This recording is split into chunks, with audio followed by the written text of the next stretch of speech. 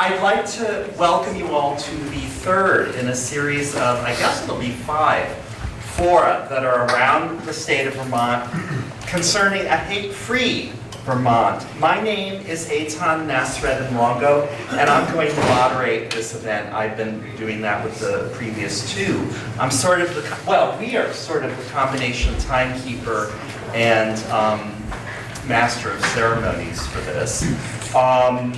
And we're going to try to keep on topic and within a certain time frame. Get out of here at 7:30. The idea of this, you've all been aware of a lot of events around the state, certainly you all here in Rutland have been aware, that call for this sort of forum to be convened to exchange information on the subject of hate crimes and bias-related incidents, both of which seem to be on the rise in the state. There are people here who are panelists, who are interspersed among us, who have some expertise to bring, who will be able to answer questions that those of you who are community members and such may have. And they're just sprinkled around. They'll identify themselves. And it's the hope of the panelists and also of the Office of the Attorney General that there'd be an information exchange on the subject of hate crimes and bias-related incidents with members of the community, with you all, so that people can not only get a sense of the job that the officials are doing, but also that we can identify areas in which there's room for improvement, which of course there always are. So we're going to have a discussion about these that's relatively structured. Have I left anything out so far? Not yet? Are you going to do the targeting piece later? Yes, I'll do that later. But first, there are a couple people I'd like to introduce. I'd like to introduce the Attorney General of the state of Vermont, T.J. Donovan, whose office felt that there was a very strong necessity for this series of fora. You have several remarks to offer, just to welcome, and sure. Thank you, Eitan. Well, first of all, I want to thank everybody for coming. This is a great turnout on what I think is still a nice night out in the summer.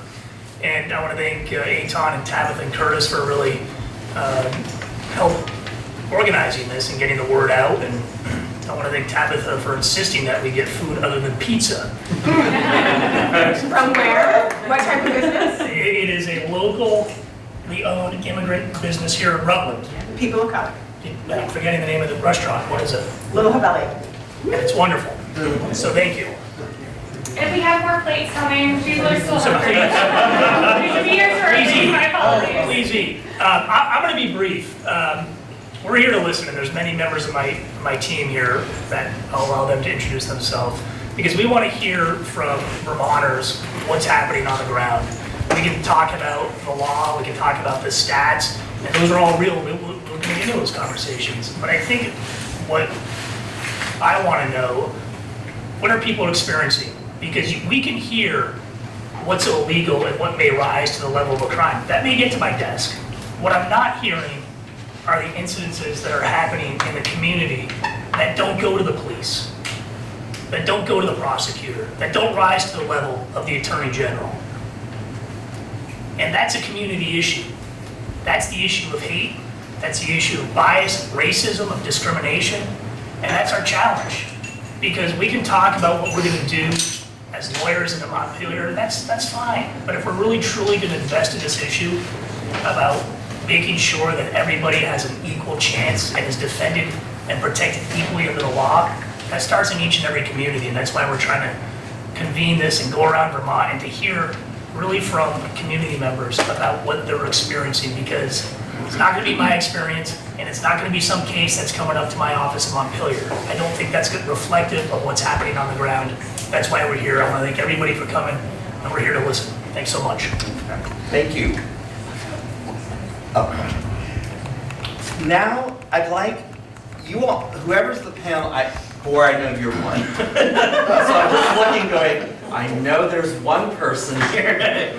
These are the people I was talking about who are sort of incognito mixed in, who are the panelists, who are, in Boar's case, running organizations that actually can answer some questions that we have seen in the last 2 fora have come up from community members regarding hate crimes. So I'm assuming everybody in the room knows who they are.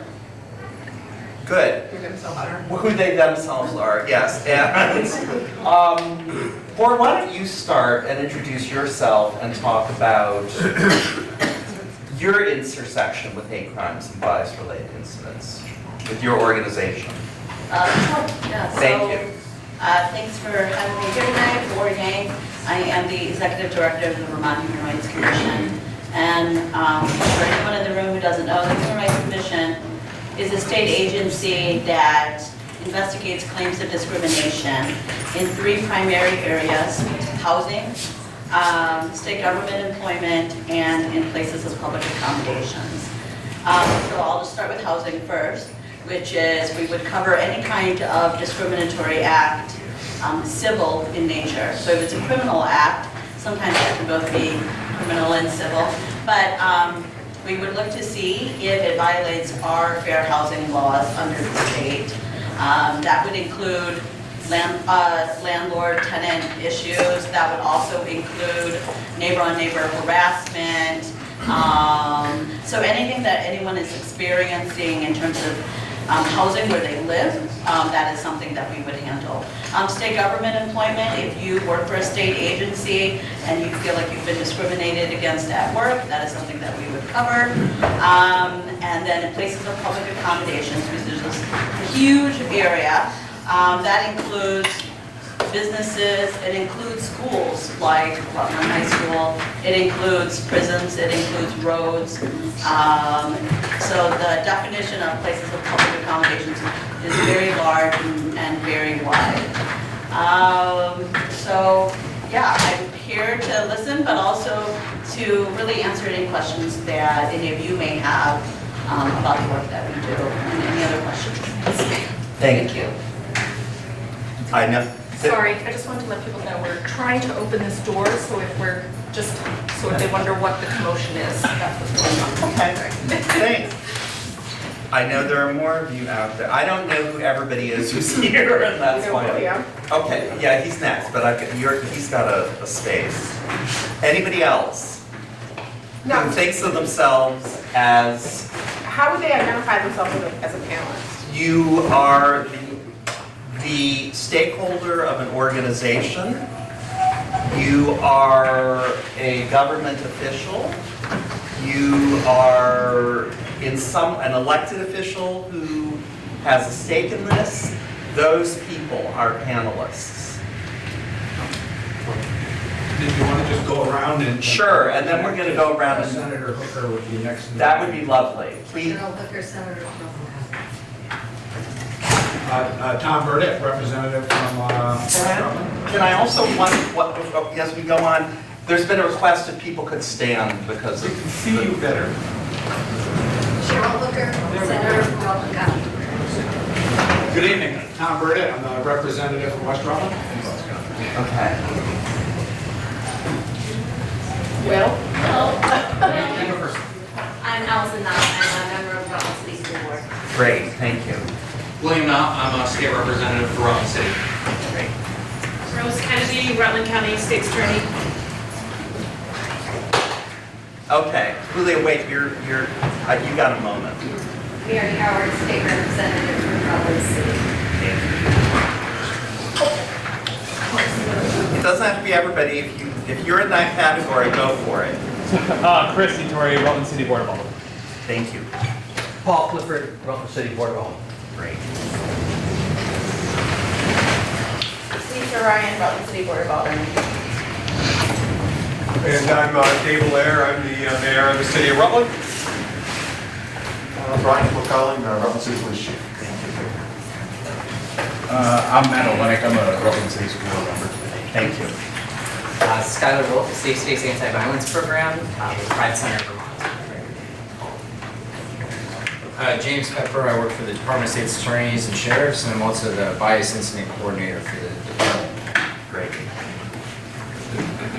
Okay, thank you. Hey, Joe, we can go back here too. Oh yeah, go ahead. I can't even see. Mike Dion, Station Commander here at the Rutland Barracks. And I'm Gary Scott, I'm a captain of the state police in charge of fair and impartial policing. one? Thank you. That's it.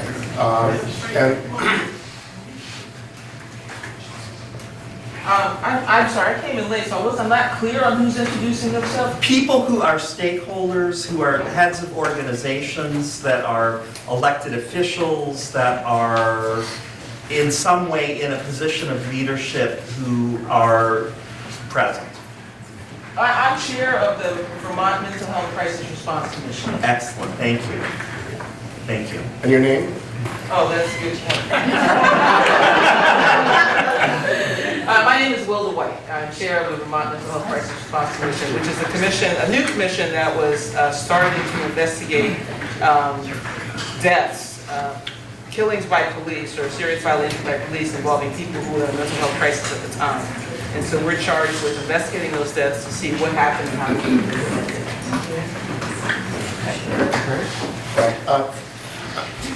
My name is Curtis Reed. I'm Executive Director of Vermont Partnership for Fairness University, and our work is at the intersection of economic development and how hate and bias incidents constrain economic growth. Thank you all.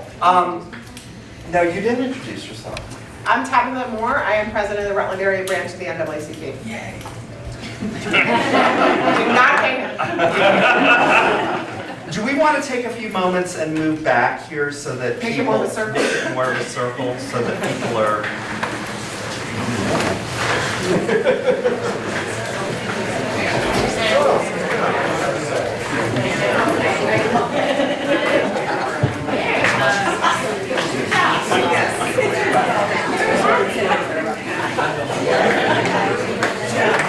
All right.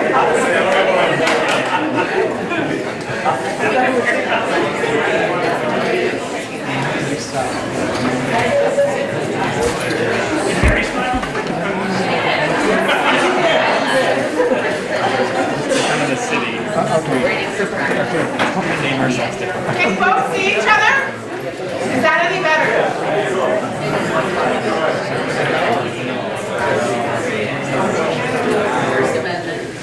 Excellent. Okay. Is everybody ready to move on?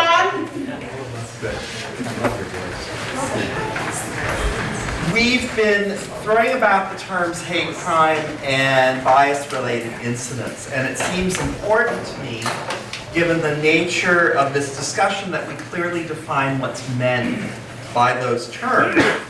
To that end, we have with us tonight Julio Thompson, who is Director of the Attorney General's Office Civil Rights Unit. Julio, could you give us some clarification, introduce yourself? Sure. My name again is Julio Thompson. I'm an Assistant Attorney General, the Director of the Attorney General's Office's Civil Rights Unit. We are very busy. We enforce the state laws regarding employment discrimination for all employers except for the state of Vermont, in which case the Human Rights Commission, we're over there, enforces that. We also enforce the laws regarding hate crimes, and I'll talk about what Vermont federal law defines hate crimes in a minute. We enforce laws relating to fair employment practices, so parental and family leave, victim leave, nursing in the workplace, and the like. And we also have a very busy docket dealing with federal civil rights issues, ranging from, I was just talking a little earlier today about the census case. We were part of the census lawsuit and successfully defeated an effort by the administration to put a citizenship question on the census. Permanent injunction was entered last week. We are in litigation regarding family separation, DACA, the Dreamers, who are on threat of deportation. We've been in that lawsuit for 2 years, and so we work a lot in the immigration space these days for the last couple of years. And we also, the Civil Rights Unit also provides the training for the Vermont Police Academy in hate crimes investigation and response to complaints for hate crimes. You know, I was here Saturday talking with folks in Rutland about hate crimes and community responses to that. So that's what we do. In terms of what a hate crime is basically you have to have a crime. You have to have a committed crime or an attempted crime as the first element, and then you have to be able to show that the crime was maliciously motivated by bias against an individual because of who they are, what their color is, their gender identity, their sexual orientation, national origin, religion, age, ancestry, and the like. And in Vermont, hate crimes are punishable in the criminal justice system. You have to prove those two elements beyond reasonable doubt that there was a crime, and then you got the religious motivation. And that acts as an increase in penalties. So a misdemeanor would be turned into a felony if it's provable as a hate crime. And the Civil Rights Unit has enforcement authority in the civil laws to provide assistance either in parallel with the criminal justice system or where there isn't enough or there's reasons why there wouldn't be a criminal prosecution. Maybe you can't meet that reasonable doubt standard. And so we have the authority to get an injunction, which is an order to tell someone either to do something or not do something, stay away from people, don't engage with whatever the behavior was. And we have the authority to seek penalties or restitution if there's property damage or injury as a result of that. So those are hate crimes. And then there's another category that we call biased civil violations. So these are things where they are wrongs. They could be in work, or they could be in schools, or in housing, or in places of public accommodation where it's against the law, but the penalty isn't handcuffing someone and sending them to jail, but rather awarding damages for the injuries that are caused, or penalties, state penalties, or an injunction, again, to command someone to do something or not do something under the contempt order of the court. And so those are two areas where government can enforce, either through the criminal justice system or through the civil court system or the administrative law system. And then there's a third category that we refer to as biased but protected conduct. So that might be statements that are protected by the First Amendment or Vermont's own Constitution that are biased and hateful, that might cause pain and injury, but are not subject to either the civil law enforcement or the criminal law enforcement. So sometimes people refer to things as hate speech, and some hate speech might be criminal, like if it's a criminal threat that's subject to laws, or it might be hate speech that is civilly punishable as, say, racial harassment in the workplace. But then there's an awful large category of speech which is hateful and hurtful, but is not subject to punishment by the government. There might be a community response, and we want to hear a lot about that from you today, but for constitutional reasons, there may not be something that the government, the state or federal government can do. Great. Thank you. A lot of you, well, I don't know, I think you could hear me. Yeah, it's that professor part. You know what? Thank you, Tabitha. The next part that I want to do before we get the conversation going has to do with something that was requested by some of you community stakeholders. And I have this on an email, and I want to pull it up. There was a request for presentations on traffic stop data. You're all looking a little vague. I know I got this. You're fine. Okay. And so I would like, there are 3 people presenting, and the first would be Captain Scott from Vermont State Police to talk a bit about traffic stop data for 2018. Please. Each of our speakers will have 3 minutes, and the reason that we're only allotting 3 minutes per person is so that the folks in the community will have a chance to respond. So it's not that they are trying to be brief or hide any information. We just ask them to condense a year's worth of information in 3 minutes, and your 3 minutes starts now. So the Vermont State Police has been recording traffic stop data since late 2000s.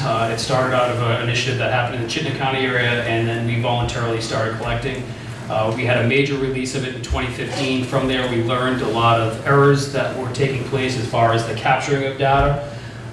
We do put all of our traffic stop data on our webpage for each year. It's in a raw format and then an easier read format in an Excel sheet that's like this. I have brought copies for the statewide data, but I want to speak specifically, I guess we can just talk about the numbers for this past year. We make about 58,000 total traffic stops, so we break it down by categories in the back, and it's officer perception of what they categorize someone under. So specifically for black operators in 2018, we stopped approximately 1,500. They are ticketed at about 40%. Whites are ticketed at about 36%. Asians are ticketed at about 50%. Hispanics are ticketed at 42%, and Native Americans at about 42%. We searched out of the 1,500 stops for black operators, we searched approximately 30 with a fine rate of about 80%. Whites, we had a fine rate of about 81%, and across the board, our overall fine rate was about 81%. Tell me what a fine is. A fine is some type of contraband within the vehicle that would meet that qualification of what a contraband could be. So that could be teenagers with alcohol in the car, cigarettes in the car, things like that, to a weapon of some sort that was used in the crime, or burglary, things like that. So that is the fine rate. We are one of the highest in the country when it comes to what we have determined through research of looking at other state police agencies across the country. Most fall into the range of about 30 to 40% of a fine rate. But we are still concerned by the search rates. So search rates for white operators are about 0.6%, but a search rates for black operators are about 1.6%, and then Hispanics are about 1.9%. So those are rates that we're still very concerned about, and we don't have a clear-cut answer of why that continues to happen. We're looking at, every year we have training put on by several people in this room that come in and speak to our new troopers. We're having about 20 to 30 new troopers every year coming on the road. New troopers are predominantly the people that are doing the most traffic work. So we're still trying to figure out why that disparate rate continues, even though we've gone through this tremendous amount of training. And so we're continuing to listen to our communities of how we can do a better job at that. But we have taken a lot of input. We've had a fair and impartial policing committee for 10 seconds.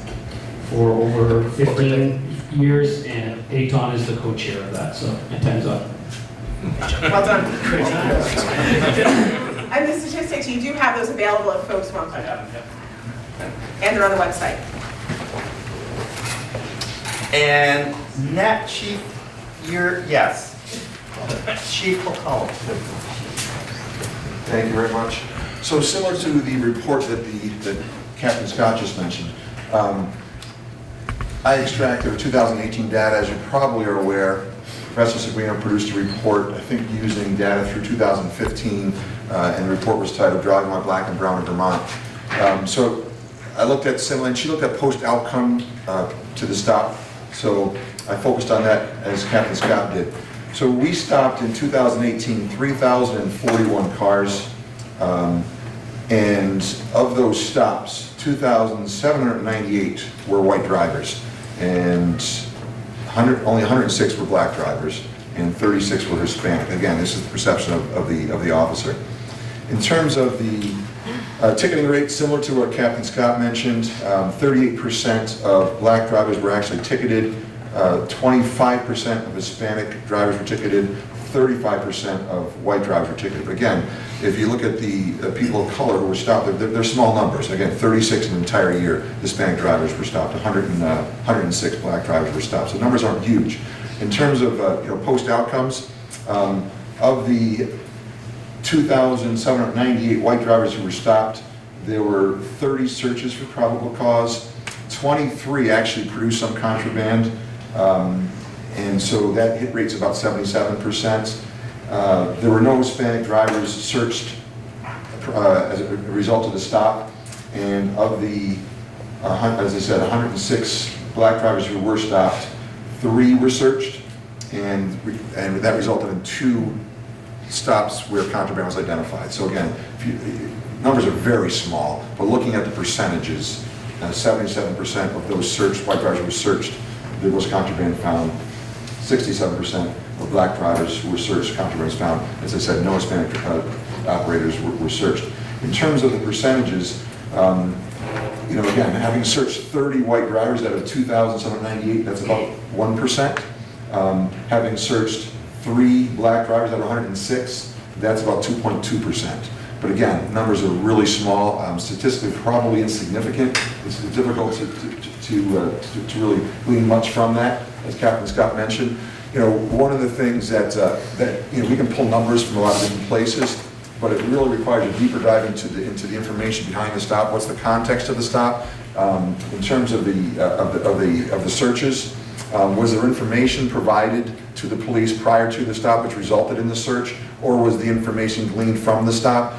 That information we don't have, and that's something we really got to start doing a better job of capturing, so we can again put some meaning behind those numbers.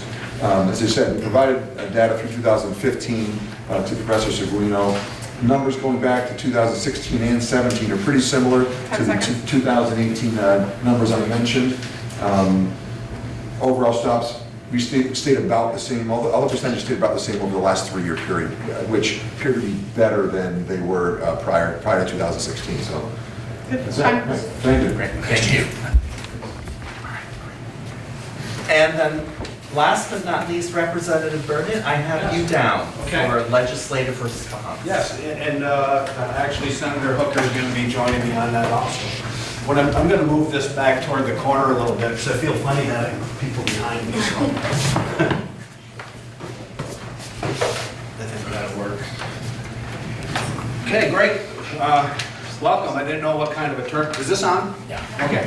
I didn't know what. I thought I hit the button. I didn't know what kind of a turnout we'd have tonight, but this is a great turnout. And again, my name is Tom Burnett, representative from West Rutland, and I am the vice chair of the House Judiciary Committee.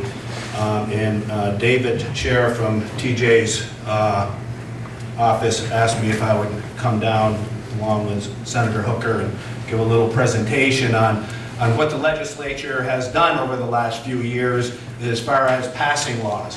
And what I'm going to do is just a quick overview of the last 3 years of laws that we have passed that are actually acts now. So as far as questions go, since these aren't bills in progress of being built and they are actual laws now, to me it would make sense to ask maybe to talk to Julio or David or TJ as far as how these laws are actually working out in the real world. So, but anyway, so the first act that I have here was passed in 2016. It's Act 81, and it's the Ban the Box Law. Prevents employers from asking about criminal history on initial application. And then in 2017, Act 5, preventing Vermont government officials from assisting with the creation of any government registry based solely on personal characteristics. Again in 2017, Act 21, requires employers to make responsible accommodation for pregnancy-related conditions. Act 54 established the Racial Disparities in the Criminal and Juvenile Justice System Advisory Panel, tasked with looking at causes of racial disparities in the criminal system and making reports and recommendations to the legislature. Also separately required a review and update of the Vermont Fair and Impartial Policing Policy. In 2018, Act 127, requiring single-user bathrooms to be available for use by people of any gender. Act 183, adding a number of protections for victims of sexual harassment, including extending protections from sexual harassment to people who are independent contractors, in addition to people our employees, prohibited settlement agreements that would not allow an employee who settled a sexual harassment case from being rehired, and prohibited non-disclosure agreements that would prevent someone from reporting sexual harassment. And just two more, Act 184, added victims of crime to the list of personal characteristics that are protected from employment discrimination. And Act 9, which we passed in the 2018 special session, created a racial equity advisory panel and a full-time executive director of racial equity, charged with promoting racial justice and mitigating systematic racism. Thank you. You have about 15 seconds, I don't know what else. Okay, well, I'll just talk about what we did this year. I'm on the Economic Development Committee, and that's the committee that I can speak to most with any kind of authority, or not really authority, but any kind of knowledge. So we were able to increase the resources for the Human Rights Commission. We were able to add a new position to the Human Rights Commission that will deal with education outreach policies. And one of the biggest things that we did was to make victims of domestic abuse and violence added as a protective class in our housing bills, or in our housing laws. So those are things that happened this year.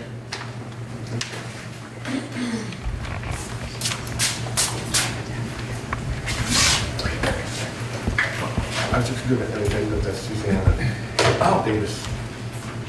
So as an addendum to your report for the legislature, Susanna Davis, who is the Racial Equity Executive Director for Racial Equity, starts work on Monday. So just so that you know that she is, that it's actually happening. Yes.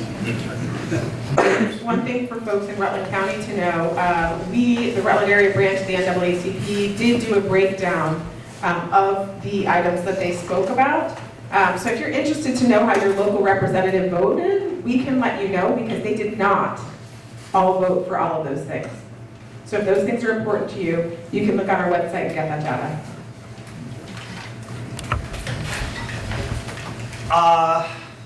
Before we get to the most important part of the evening, which is in a sense taking testimony from all of you, I want you to be sure or certain that you're not being filmed.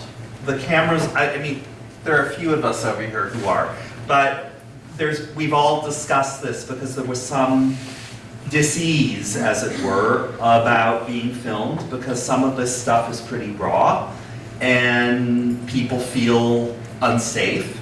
And I just want to put people's minds at ease before we get going, that you're not being exposed in any way that we can see at the moment.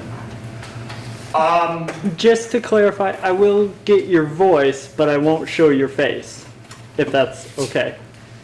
Okay. And if there's any issues with that, you can come talk to me afterwards and we can do some editing. So, yeah. Is the Rutland Herald taping? And is that okay with you? Do you want to? There are other sources of media here. Would you like to introduce yourselves, please? Hi, my name is Katie Barcelos. I'm with the Rutland Herald. I cover Western Rutland County Education and Environment.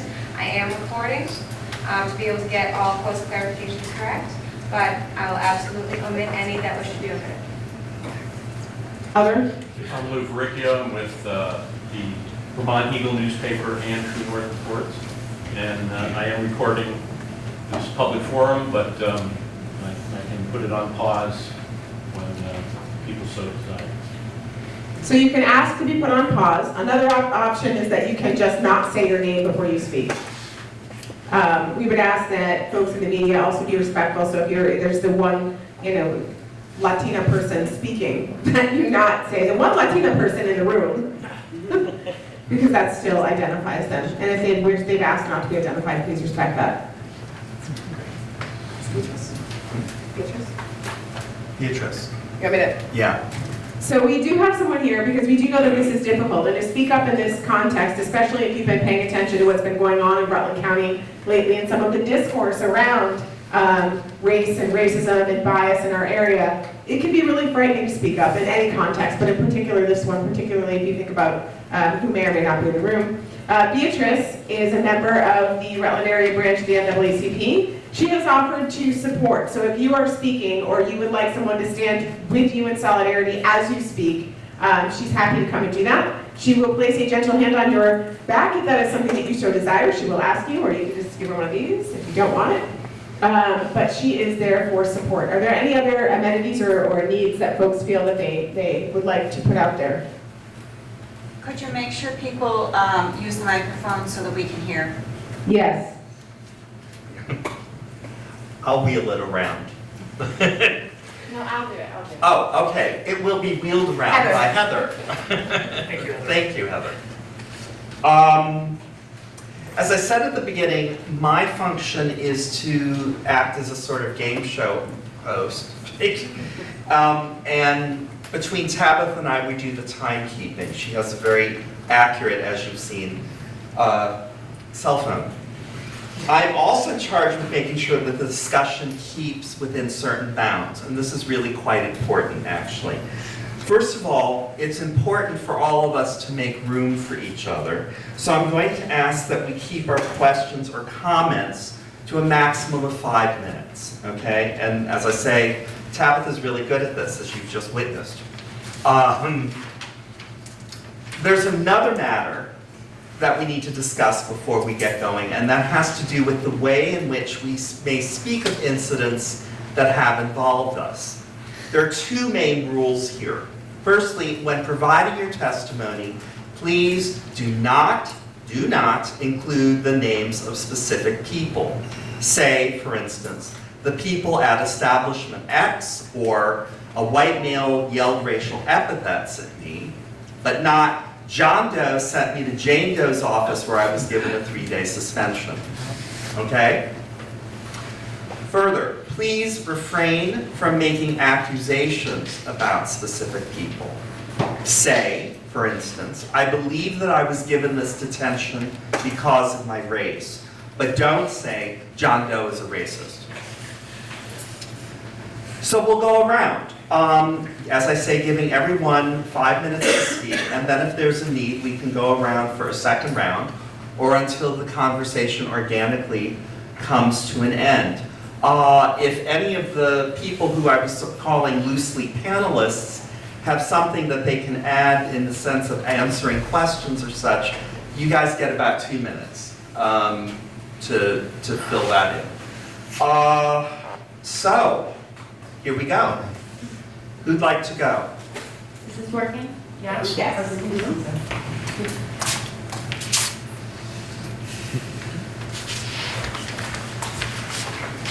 Hello, Michel Petit, French kid in a high school, not here, but I have a reason for bringing it up. 2 French kids, 1,200 Anglos in Montreal. And I was subject to something I want all of us to think about and address explicitly.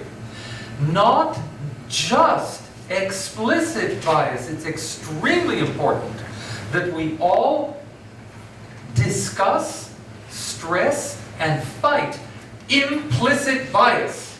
That is the unspoken prejudice that results in people being dehumanized. And I don't need to go into the detail. I was beaten. I was called frog from the age of 11.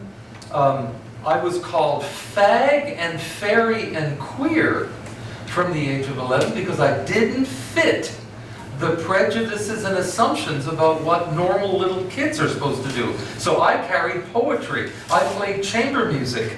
I liked language. That didn't work. I was called all those bad things. The good thing is, my wife and I are going to be marching, I told you this, marching for the 31st consecutive year in gay pride parades. And ma'am, I'm a life member of the NAACP. That's why I cheered when you said that. Those experiences can be turned into positive life experiences if we refuse to be silent. And I urge every one of us to stress to children and friends when we encounter or observe bias, we must absolutely speak up. I'll just give you one example.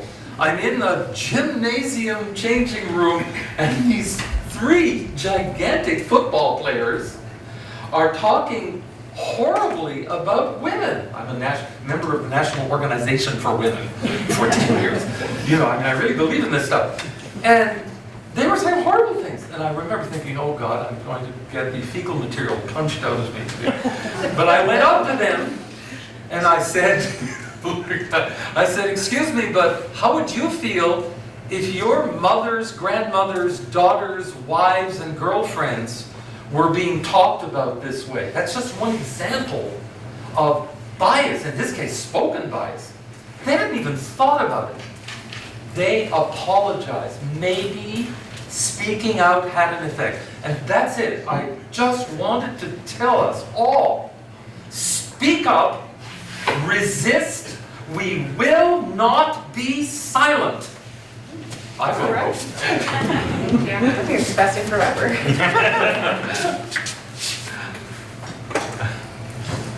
This is for you, so speak up.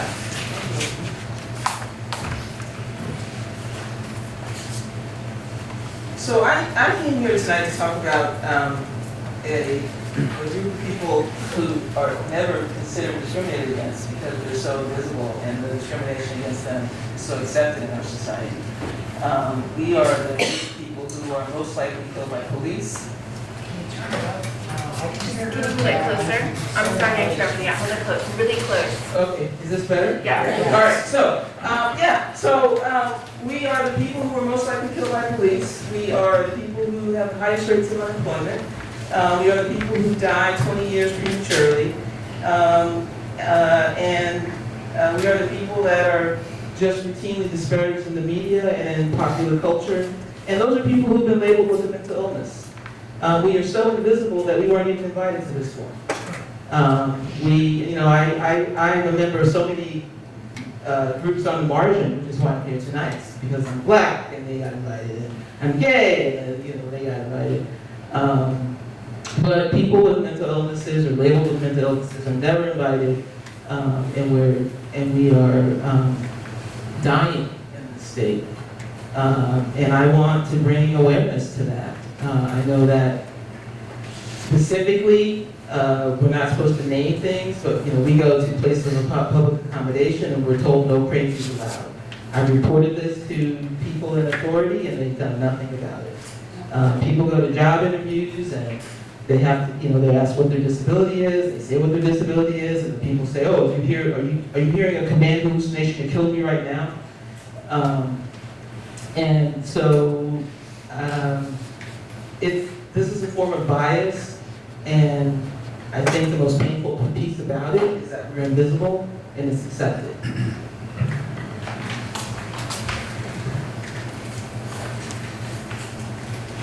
I just also want to put in there, if anybody one of the elected people, anybody else has a response, you have 2 minutes to do that. And if you have something to contribute that may be really important in this conversation, please do so.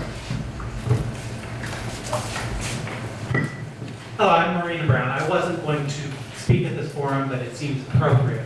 I'm a trans woman. I've had a lot of disparagement directed at me. That's not what I'm going to speak about. I run GT Leaks. We do public records requests. I did a public records request regarding a racist incident in the Northeast Kingdom where a barn was vandalized with swastikas and threats towards black people were placed on roads. The state police would not give me the records.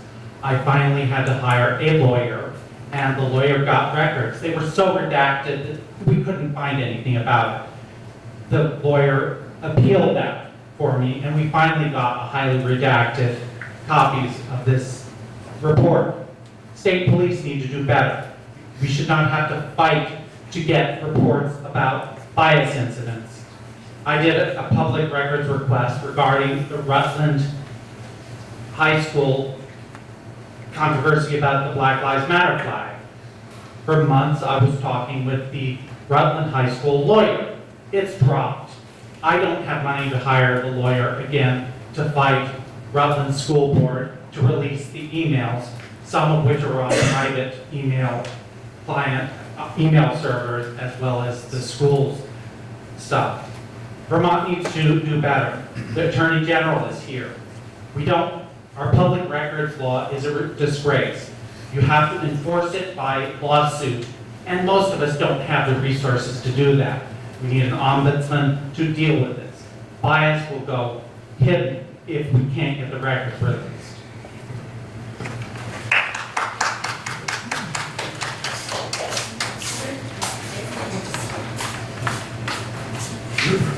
Hello, my name is Izora Izquierdo, and I actually have a handful of experiences, but I chose one that I think affects our city the most.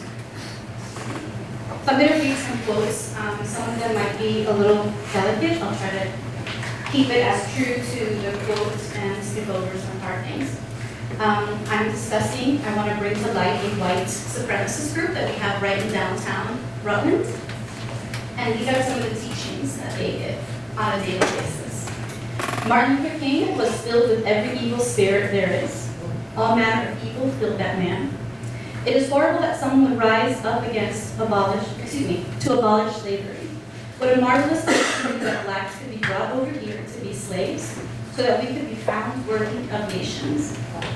A good master would work at the sweat of his brow, and if slaves were lazy and disrespectful, they would be beat, which is what they're supposed to do.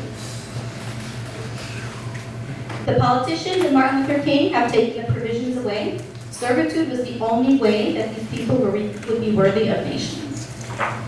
So I'm getting nervous, I'm going to skip on the other quotes. Okay. So this group is located at 23 Center Street in Rutland. They're a few feet away from the Children's Museum, a children's bookstore, two bookstores, and are pretty much across the street from the Paramount Theater. It's the Yellow Deli. So I won't say the group that runs that. Okay. I want Rutland, the AG office, and all of our leaders to know that this is an active, working, white supremacist group.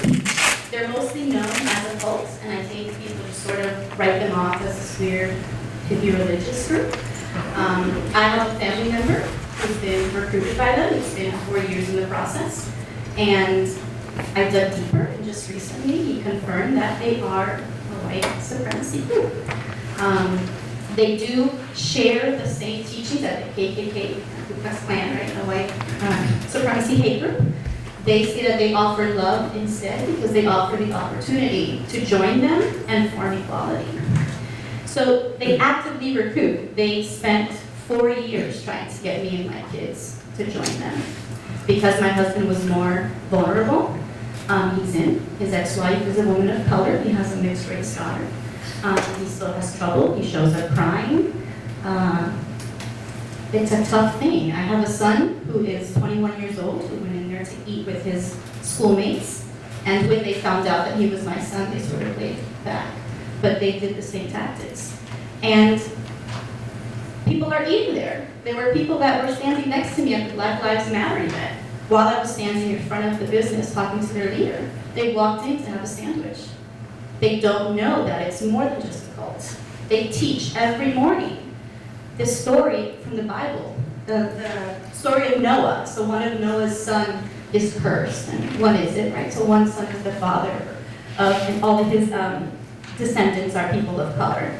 Black Arabs, Black Africans, dark Asians, and then one brother is the head of the grandfather of the white culture. And because one's Abraham, okay.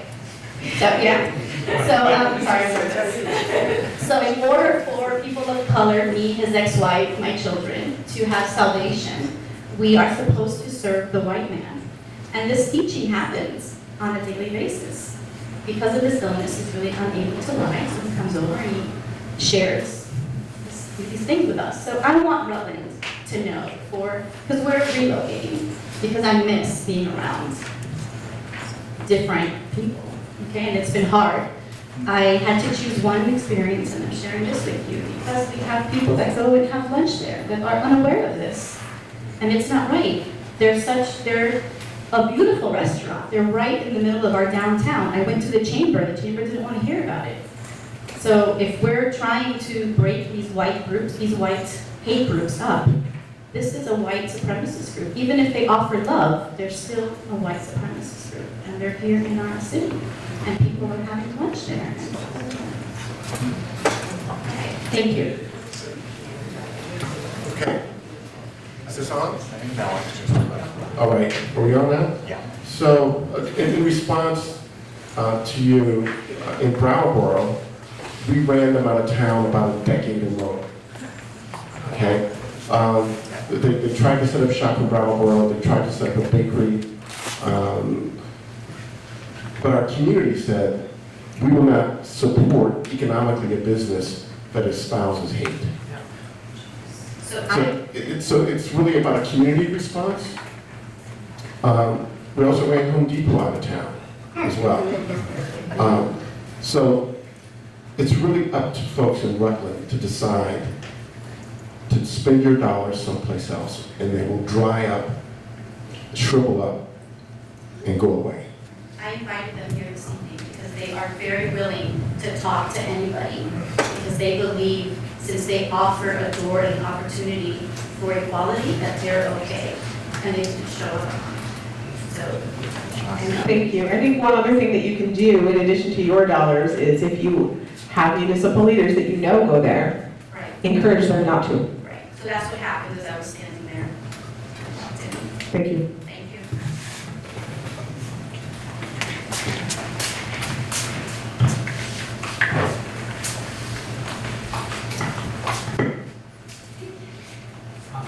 My name is Mike Austin. I teach at Castleton. I'm sharing the story of a colleague of mine, but I will leave his name out. He was going to Walmart and had a backpack on and was told he had to hand it in to the main desk there. And there were plenty of other people who happened to be white who had backpacks on that weren't required to hand them in at the main desk. And this occurred a couple of years ago, but this person shared the story with me a couple years ago, and it's something that stuck with him. So the sort of issue of unconscious white privilege or prejudice that emerges, it obviously doesn't rise to some of the dramatic stories that we just heard, but nevertheless, it is a story that impacts on people. So I wanted to share that with you as well.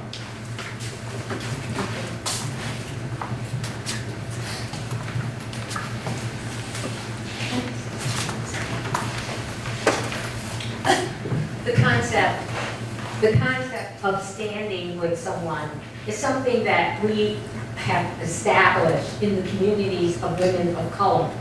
It means that we stand together and we stand with strength, and that one person is speaking, but that person does not have to be frightened or fearful because we are there with them in spirit and in every way.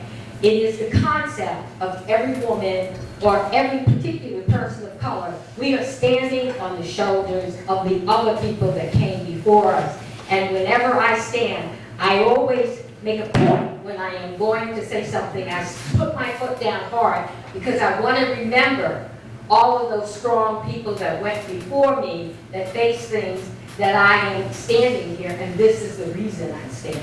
Thank you.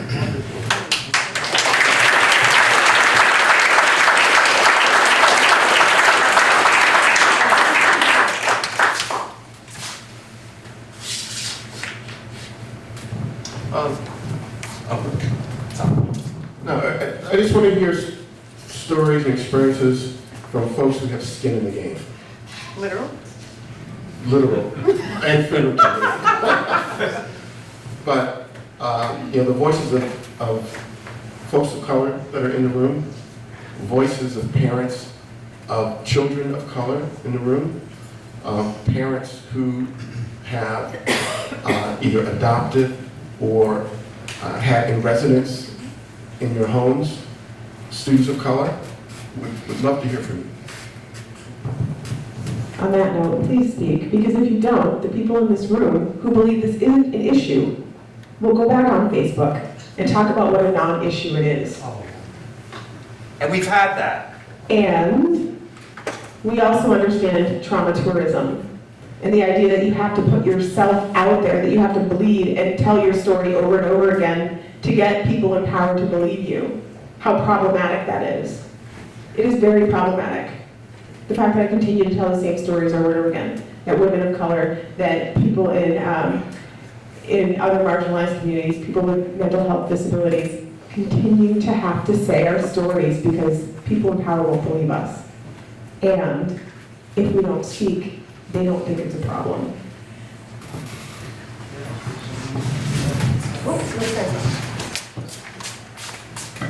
Hi. Okay. I wasn't going. This thing is nothing. Okay. I was not going to speak immediately because I have two stories, one from myself and one from my ex-girlfriend. But since there's not a lot of talking going on, I figure we have a little bit of time. I'm going to go through this as quickly as possible. And, yeah. All right. So, my name is Brady. I am transgender. I moved here recently from Massachusetts. In order to move here, I had to transfer all of my health care from Massachusetts up to Vermont. And while doing so, I had to find some new doctors. So this is about an experience that I had at a certain place.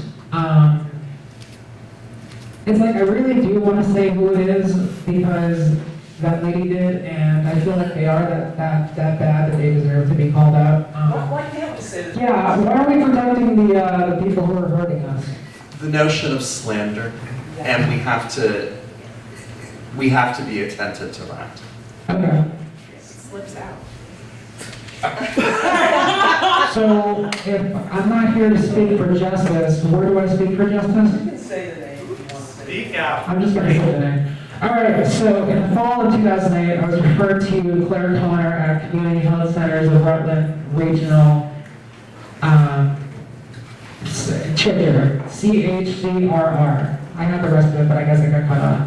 For psychiatry by my primary care at the time, who was also at Chipper.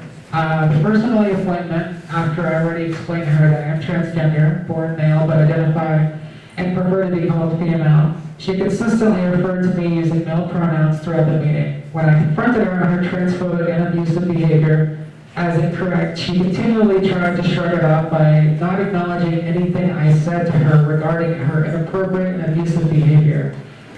When I got fed up with her abuse, I left the room and demanded to speak with a managing nurse. She went out into the hall with me and spoke with a colleague, saying, quote, "I can't help this young man, he's refusing to work with me."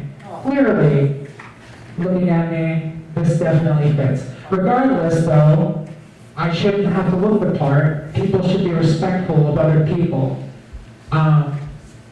But it was an additional shock to me as someone who hasn't had to deal with something like that for, not really for a while, but not since I moved here. And it was a real shock because everyone had just been really nice to me up until then. So anyways, going back to this. Clearly showed that she ignored everything I said regarding myself and what it means to be transgender while disrespectfully validating her bigoted viewpoint she holds at a professional level. I would not be surprised to find that her notes on that particular meeting were also, following suit. He came in, he talked about this, I couldn't help him.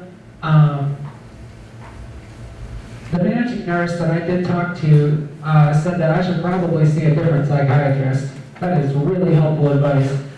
I did, but regardless, nothing was done. My concern was not taken seriously, and Dr. Connor still works at Chitcher.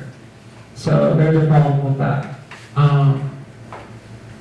The second one, I do realize that I don't want to take up too much time, but this one is worse.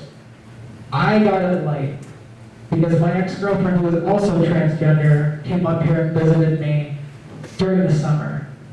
While we were hanging out, she had a psychiatric episode and she needed to be taken to inpatient at Rutland Regional Medical Center. So this is her story. And I did visit her there and I was involved in her care. So it's sort of my story, but this is what I get. This is what I have to share.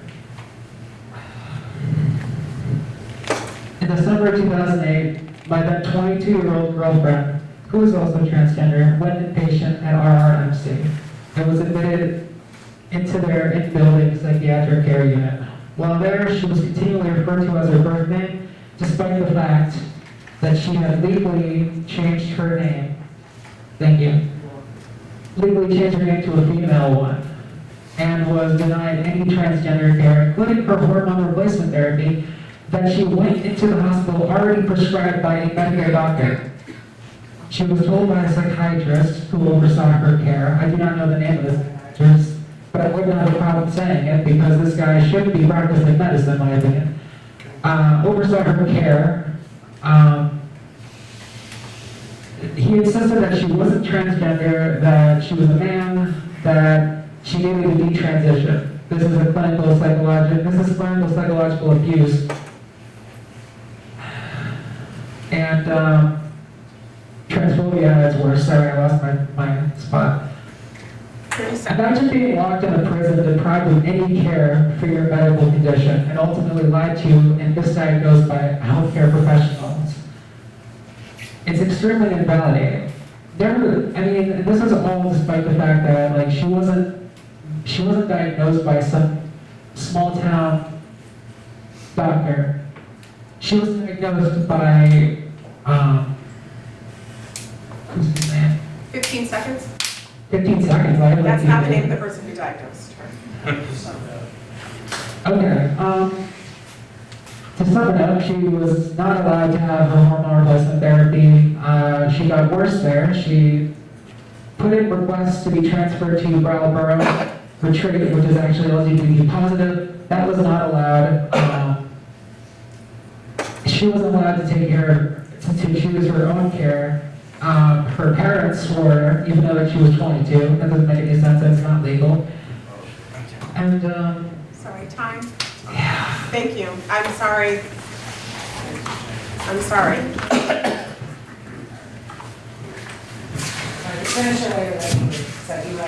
Yes. We'll be going back around. We're gonna have go. a second round. We just want to make sure that others Yeah. have the chance to. So thank you. And you can submit it to the AG's office as well if you. Mayor's next. Yeah. He wants to do something, yeah, I'm all here to help them. But I'm from Mass, the state doesn't care about the people down there, so I'm used to the state not caring. You know what I'm saying? Yeah. I'm glad you're here. So if Thank they you. want to help, I would love to help bring justice for both myself and my ex, especially my ex, because she had so much dreams. I would just like to thank you for sharing your story today, and also tell everybody in the room that a hospital is a place of public accommodations, and that you have the right to receive the same services and benefits as a cisgender person, and that being misgendered over and over again certainly would violate what I think is our Vermont Fair Housing and Public Accommodations Act, and it is the Human Rights Commission that has jurisdiction over that. And so I would encourage everyone who experiences any form of discrimination to contact the Human Rights Commission or to contact Julio's office, because we certainly refer to each other. If it's not within our jurisdiction, it's usually within theirs, and vice versa. And even when you're not sure, I would say let us make that determination. And I think it's also important to report discrimination, whether or not it ever rises to a determination ultimately that discrimination occurred.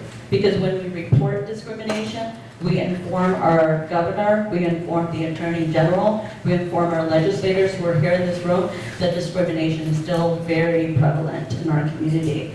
And you have the ability to bring about systemic changes through those claims. And so these are things you can't necessarily get in court if you file your own lawsuit. But through an investigation process, through mediation and conciliation, we always ask for public interest relief. So in a situation like that, you could have gotten monetary relief, you could still get monetary relief. I don't know about the specifics of that case, but in addition to that, there could be changes to the policies, practices, and also significant training for all, not just those individual specialists, but everybody at that hospital. And that could be really helpful to other trans people who are served there.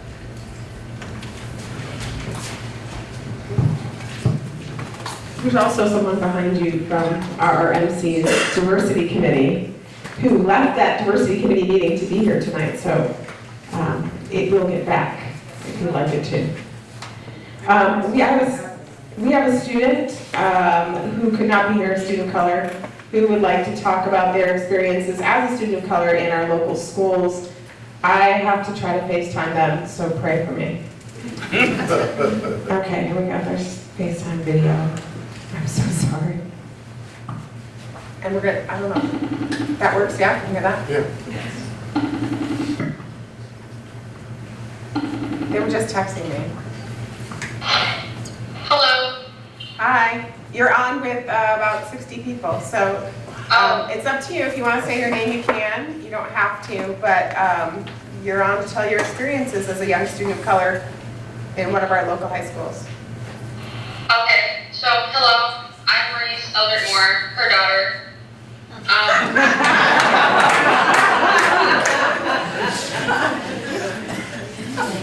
She has no fear. What? I said you have no fear.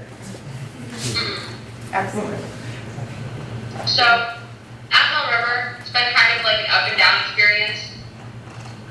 A lot of people don't think I'm black, and it's really hard for me when I tell them that, because whenever I tell them, they're like, "You're not black. There's no way you're black. You live here. There's no way." I'm like, "I'm black. Have you seen my mom? Like, that's my mom. I was birthed from her. And even then, you shouldn't have to see my mom, because I know who I am. You have no place to tell me who I am or what skin color I have." So it's just really annoying, that part. And then also, whenever I walk around school, even though they've banned the Confederate flag, I see people with keychains and shirts and car stickers, and it just hurts to see that, to see the ignorance in that school. And it's heartbreaking. And then there's also the people who like to say the N-word just because they think it's cool. Like, I remember one day I told someone, not to mention who was white, I was black, and they go, "What's up, my N?" And I'm like, "Are you kidding me? You don't get to call me that."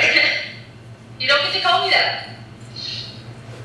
And not just because you're white, because it's not a good word. And they're like, "It doesn't matter, it's just a word, it doesn't mean anything." No, it does mean something. So I had to go through explaining them. Sorry, honey, I said I'm not timing you. I should be timing you. But do you want to talk a little bit about your experiences in classrooms? The lack of education, and especially in history, which should be the #1 class where they teach that, in my opinion, they don't teach it correctly. I remember there was one day in class where we were talking about the Irish immigrating to America, and my history teacher said that the Irish had it worse than the black people.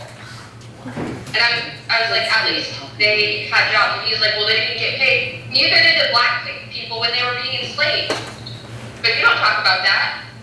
He said, "Oh, the Irish were running around being killed because they tried to get jobs." Black people were being killed because they were doing other people's jobs for them without getting paid, which is worse. It's the Oppression Olympics. And what happened with English?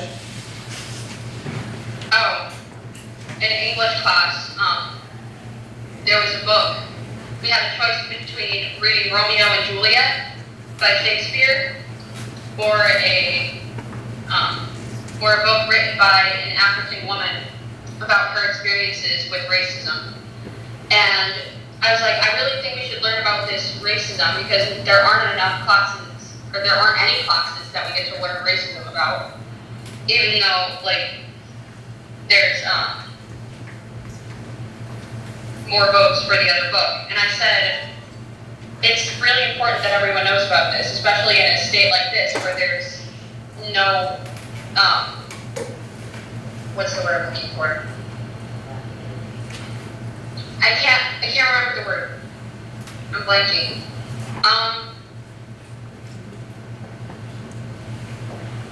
There's no other people other than whites, really. Black people? Diversity. The lack of racial diversity makes it hard to win an argument like that. Yeah, so what happened was, I told her that, and she's like, well, that really sucks because Shakespeare got more votes. And I said, what's more important? Other people wanting to read Shakespeare, a play that people have read thousands of times and heard about over and over again, or teaching students about racism so they understand it. And she's like, well, I'm sorry, it just got more votes. And I'm like, I don't care if it got more votes. Okay. Just get into her feelings now. Sorry. I'm sorry, but it's really frustrating. Is there anything else you'd like people to know?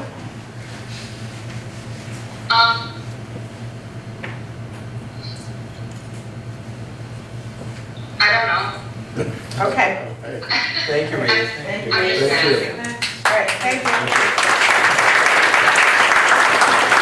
Who's mad because I didn't bring her? So you do have someone else. Do you want to go to someone else? Yeah, I'll keep this super quick. I just wanted to echo what you shared. My name is Skylar Wolf, and I'm here as a panelist for the Safe Space Anti-Violence Program at the Pride Center, Vermont. I use he, his pronouns, and I am transgender. And I just wanted to share that a lot of the stories that we hear at Safe Space reflect similarly to what you shared. And so imagine those stories times 100 a year. And also imagine that across contexts, right? So if we've heard similar stories with law enforcement or with court systems where a legal name or legal gender may have been changed and they are ignored on court documents, meaning that while somebody is up in a court setting, which is already so tremendously stressful as often a marginalized person with multiple marginalized identities, right? Imagine being up in court and also being misgendered, even though you've gone through all of these impossible hoops that the world has set up. So that's all I wanted to add. Thank you. So I actually have a question for Chief Pardon. Sorry. I have a question about the way the information is collected on traffic stops and stuff like that. What steps are taken to make sure that every field of the form is filled out? And also, especially with race and gender and things like that, and misidentifying gender. And also, what about other occupants of the car? Like how much data is collected on that? Thank you. So, I mentioned the report the rest of Sabrina had done, and there were quite a few stops where there was no race reported. And so we focused on that. And so in 2018, of the 3,041, there were 68 that were blank. So again, that's come down quite a bit. So again, we can't analyze our stops unless we've got good data. So we're really trying to focus on that. As I said, I don't recall what the numbers were back in 2015, but 2016 there were 13 that were blank for that field. In 2017 there were 10. So again, from 2015 going forward, 10, 13, we're back to 68. So again, something we've got to constantly remind our officers of that it shouldn't be left blank. Again, because it is their perception. They have a perception. What is your perception? It shouldn't be blank. As far as one of the issues with the Professor Sabrina's report, it wasn't her issue, it was sort of our issue, but stops were recorded twice when there was information collected from a driver and an occupant. So there was an issue. But information was collected, not to the extent that it was collected on the driver. As far as gender, we typically do whatever the license, I believe, indicates. I don't have a Vermont license, I must confess. But I believe the gender's there. That's where it's captured. If it's not, again, it's not a question we ask. So it isn't a question we ask. And if it's not listed, then it would be the perception of the officers, and it may not be accurate.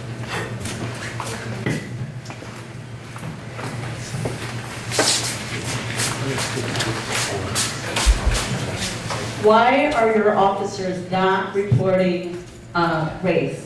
And what are you doing about that?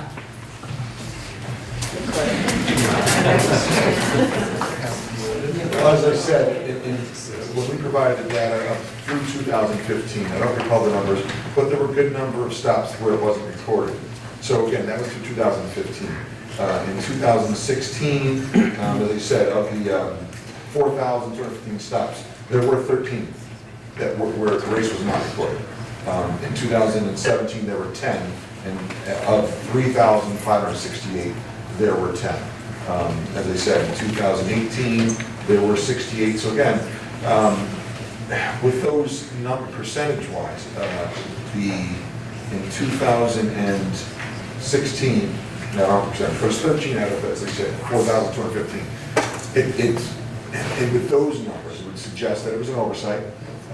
But as I start to approach where they are now at 68, it's another reminder that it's not to be left blank, because you have a perception of what someone's race is, and to indicate what that is.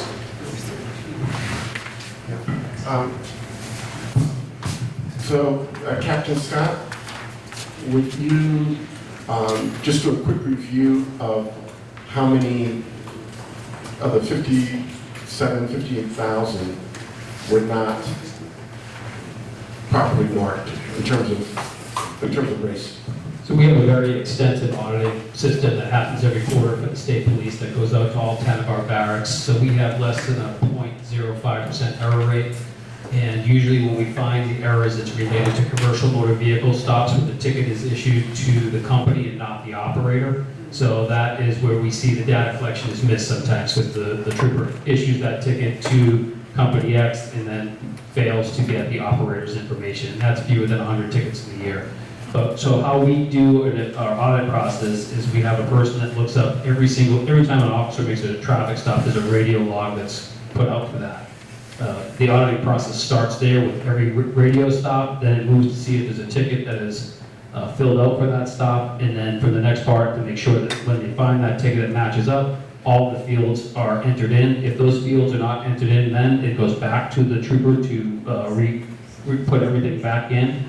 But where we see the most of our errors is usually related to if an arrest is made at the end. An example would be a DUI stop. The trooper comes up to the person's clearly intoxicated, they make an arrest.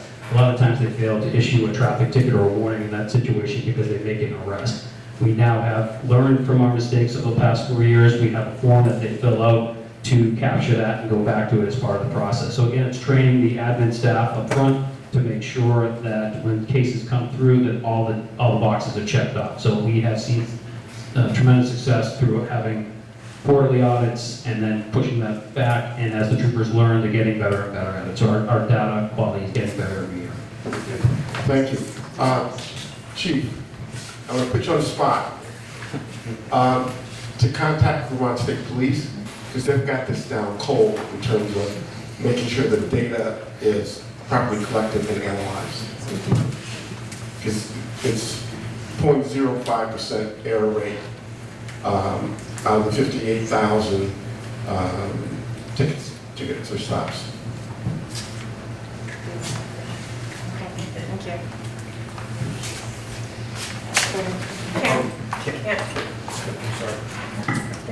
I was wondering, when stops are made, if someone appears to you to be, let's say, a migrant worker, do you, or someone who's an outsider, do you just deal with the traffic problem and not try to find out if they have proper citizenship? or proper papers or legally in the country. So yeah, we're getting heat from Border Patrol because we've only called in twice in the last 3 years as an entire state. The 2 calls were related to arrests that occurred. So through all of our traffic stops in 2018, Border Patrol was not contacted for any of them. That is just simply as practice. We have a policy that leads to that. The state has a policy where when it goes that if an officer is to contact Border Patrol, it has to be in the context of that investigation related to that specifically. And I've doubted now clearly back to that that's not occurring. That doesn't negate the fact of the fear that is still widespread throughout our state of what is happening, and the rhetoric that occurs. But statistically, the data-wise, we are on track where we're not contacting Border Patrol at all. And that's our practice unless it's related to the investigation. The other side of that, though, is we're seeing difficulty when it comes to human trafficking cases because of confusion on the road or for the trooper on the ground where the messages over and over again don't contact Border Patrol, but then there are resources obviously there when we have a person. And that's where the confusion is. We're going to continue to do training and working with our partners on how we can do that better, but that is some of the issues that we're seeing as part of as we move forward with all this. But the data doesn't support the contact with Border Patrol at all. Chief, do you have something you want to add to that? Just basically, it's not an issue we address. It's irrelevant to the stop. It really is. Okay, TJ. Just very briefly, the fair and impartial police policy, which is a statewide police policy for every law enforcement agency in the state which has been adopted, is very clear. The policies don't ask. There's some exceptions that I think Captain Scott mentioned, yes, but the policy for every department is don't ask.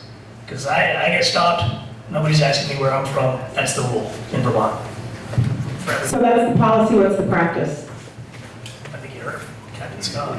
Can you talk about the practice for so your folks aren't asking either? No. Okay. It's not relevant to the stop. This sort of has to do with what we're talking about. I took in 8 kids, 8 boys, teenage boys from the Bronx to go to high school here. And the first batch I had, there was an incident where one kid was set up and he was ambushed in a park. So we had to have the police come and filling out a report, and he talked about, talking to the kids and everything, and he said, well, it would really help if you 4 kids would go down to the police station and introduce yourselves so that we know that you're some of the good guys. And I'm thinking, how many white people that move into town do you tell to go down to the police station and introduce yourselves? So it's just kind of, that was way before you. But I have a bunch of stories I could tell, but Tell them. Thomas to know. You got time? Well, they went through quite a. There's a whole movie. There's a little movie about it. That story didn't make the movie, but there is a documentary, Divided by Diversity, that tells about it. And your daughter, speaking about Mill River, was brought back some memories of the youngest one I have, who's still with me. He went to Mill River for a little while, and in English class, they had to break up into groups to do a project, and every group he went to join, the kids would turn their back on him. And so finally the teacher ended up working with them. But they didn't last long at Mill River. They ran from there. There was too many Confederate flags, among other things. But and then there was another high school that the first group went to that, well, if you watch the movie, you'll see what happened there. MSJ. Yeah. So there's a lot of things, but one of the boys in particular that he talked about it the most to me. Any place we would go, he and I would walk in together, and he would say, "They're doing it, Miss Cam, they're doing it." I said, "What do you mean?" He goes, "They're all looking at me. You can tell they're all looking at me." So, and it's really, it's like, what is the big deal? What is the big oddity of seeing a person of color around? But I guess in Vermont it is. But I don't know, my heart went out to these boys, and they rose to the occasion. They were gentlemen.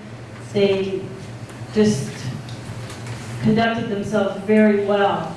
And a lot of the people in town, some whom I thought were my friends, are no longer, but just treated them awful just because of the color of their skin. They were threatened by them. They, you know, I heard stuff like, oh, they're coming here to rape your daughters and steal, aren't you afraid they're gonna steal and stuff? No, I would trust them with anything, I do. They're welcome in and out of my house, even to this day, and they do. They all come, they all keep in touch with me. On Mother's Day, I hear from every single one of them. They're much better than a lot of the kids that I have known since they were born in this town. And just, I don't know, that one thing stuck out to me when the policeman said, well, go introduce yourself at the police station. This struck me funny. Did any of this involve places of public accommodation where there, you have, just beyond that? I mean, we are that. Yeah. And were there others? I'm just curious. The police department? Well, there is one that I still stick to my craw about the hospital. The youngest one that I had was injured in a basketball game, and it was a very obvious injury. The side of his face was dented in because a kid, he went down to get the basketball, and a kid brought his knee up into the side of his face. So I wasn't in town the night it happened. His girlfriend took him to the hospital after the game, and he didn't have insurance at the time because the state, he had turned 18 and his insurance hadn't kicked in yet from the state, and so he showed up in the emergency room as a teenage black kid with his girlfriend and no insurance. So they took an x-ray. The doctor looked at it and said, oh, nothing wrong, go home and put ice on it. Monday morning, this was a Friday night, Monday morning I got a phone call from the head guy at the emergency room, and he said, we had an actual radiologist look at Tyrell's x-rays, and he has 4 fractures in his face. And he suggested to me that I take him to Dartmouth Hitchcock, go into the emergency room, and start all over again. And that's a trick, I guess, that hospitals can use if they don't want to have to cover somebody that doesn't have insurance. So, That's illegal. yeah, it is. He ended up going back to Rutland. Dr. Charnock was wonderful, treated him wonderfully. Yeah, that was another thing the ER doctor tried to tell me, that there are no doctors in this area that would be able to operate on it. And Dr. Charnock said, that's not true. I've been doing this surgery for 30 years here. They know I have. And so he treated Tyrell wonderfully and stood up to the hospital and got everything that we needed for him. And now his face looks normal. But that doctor told him to go home, and he put ice on it, which made it worse. It made the dent actually worse. And so that's another, like you asked for other places, that's another one.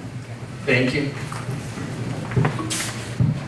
So if it's okay, I just want to tell a short, just like a 2-minute story, which kind of relates to what she just said, because one of the schools that I teach for was in the movie, and half my students are students who are not thriving in a classroom for whatever reason, and some of them are students of color who've basically been bullied out of the school system because they're students of color. They get called that they're terrorists and things like that, and that's obviously not okay. I'm not going to go into it because it's their lives, it's not mine, but that's BS, that's inappropriate, that's their kids. And this is, if nothing else affects you, it's a waste of money to be forcing kids out of school and sending them somewhere else to go to school. Sorry. Sarah with. So I'm going to share one of the most personal stories. I'm a parent of 2 kids, both with disabilities. My young man, sir, is 20 years old, and I have a 22-year-old daughter with CP. So when I moved here, they told me, don't put your kids at Rutland High School because Rutland High School is racist. Try Mill River. So I enrolled my children at Mill River High School. My son, while he was there, he was like, Mom, so you mean I'm not white? We had problems from day one. The school nurse told me that my kids had the most disabilities in the school, and if my daughter needed a wheelchair, she shouldn't be attending school in the first place. My son got into boxing and MMA because I didn't know it was to protect himself. He had his first girlfriend here in Vermont. We ended up having to file an RFA. The young lady hit him with a car. She waited for him at Martial Arts on Merchant Street. She parked by our door. She egged my apartment. Everything. The police would come out and say that I should walk up to the door or something like that. But we talked about that. We filed the RFA and it was denied immediately. I worked as a paralegal, so I knew, I had to have certain things on there. It was denied. She went and filed one 2 weeks later for things like he called me fat, and it was approved. I let it go because I didn't want my son to build prejudice against white people. He was getting upset. At the school system, they took it very serious. They treated him like he was a criminal. He was missing school like twice a week because every single day there were investigations that were going on because he did something and he didn't want to attend school anymore. One day he called me and said, Mom, can you come to school because they have me in an office and they won't let me out of the office. So I went over there. The whole 2 years that I've been here with them, I didn't want to be the loud Hispanic, right? I had that stereotype in my head, so I tried to handle everything extra, more behaved than normal. So I'm sharing with you the explicit stuff, not even the implicit stuff. I go to the school and he's in an office, and he says, they want me to sign myself out from school. And so I fought for the day. And no, they wanted him to drop out of school. We had been in court for 6 weeks. They found that the RFA that the lady did was not warranted. It cost me $3,000 to get an attorney because RFAs here, just one party doesn't have to be in the person's space. The other party could come close to them. So she was following him to his job, going over by the grill where he worked, and then saying that he was threatening her. So I had to hire an attorney and give her all my money to protect him. So when I went to school, the school officer and the assistant principal, I won't say their names, said to him in front of me, your mom is going to be arrested if you don't sign yourself out of school. That he was not really an upstanding student. He had an IEP. I think 8 out of the 10 investigations were non-founded. And they just kept telling him that I was going to be arrested for truancy. His IEP allowed for him to miss 1 day of school. They understood that the young lady and the young lady's parents were terrorizing us. I had texts, I had threats. He used to be a constable, so we needed to watch our back. And so that was it. So in front of me, they said, your mom's going to be arrested if you don't sign yourself out today.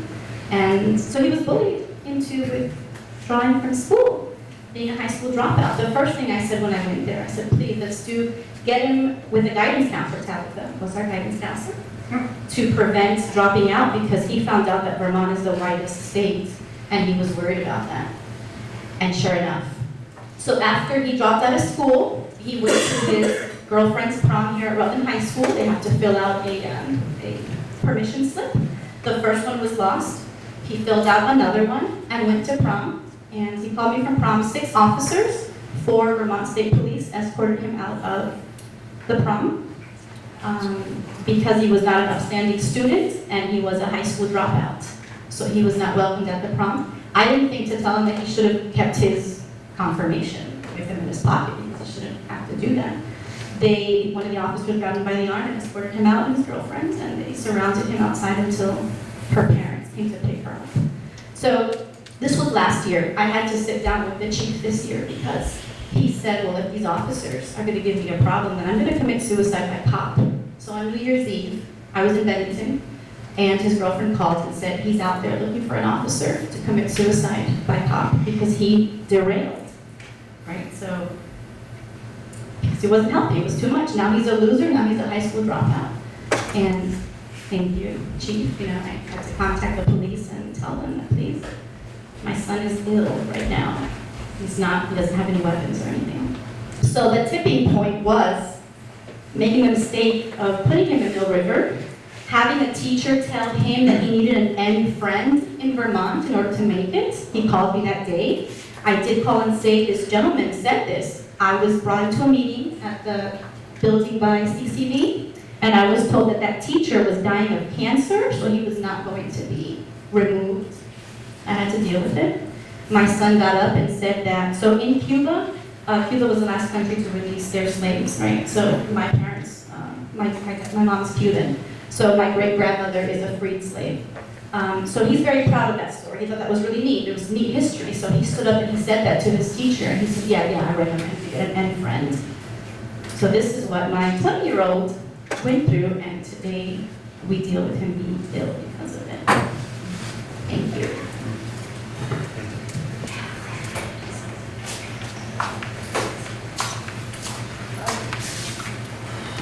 Yeah, does anyone, well, I've already spoken once, but. No, just a note of clarification, there was a reference made to a movie or video. Is it something that is important for all of us to consider watching? And what is the name of that movie that you were talking about? Was it a video or?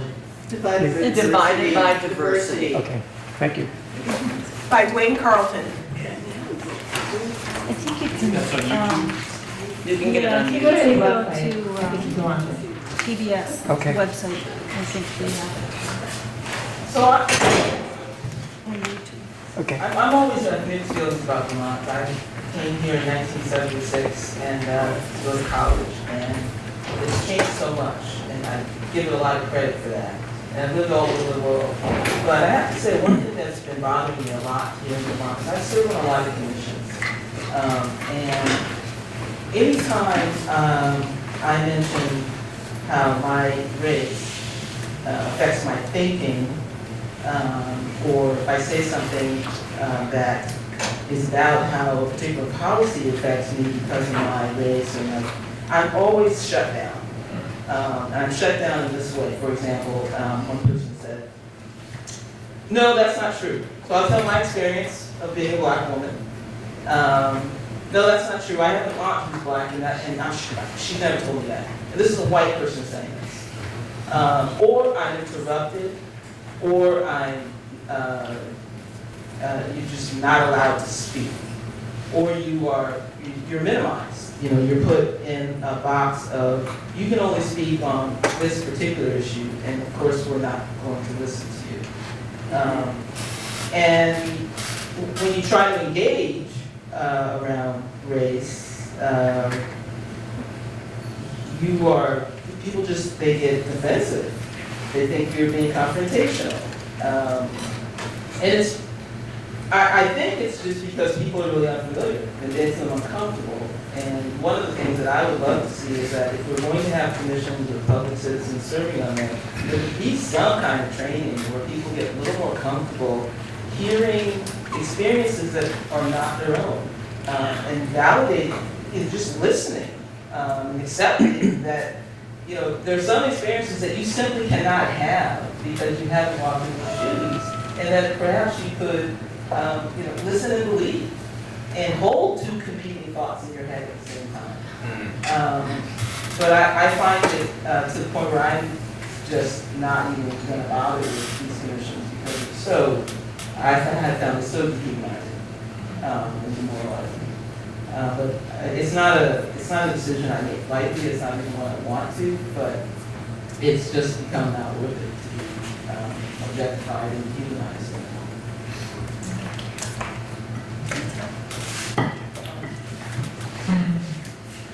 Yeah, I've noticed a lot of that too, more online than in person, but I've noticed that if it isn't, there is a lot of defensiveness whenever the subject of equality for X minority group comes up, and I think some people get defensive because they don't know, but some people get defensive because they like to kind of hold that that's not really happening.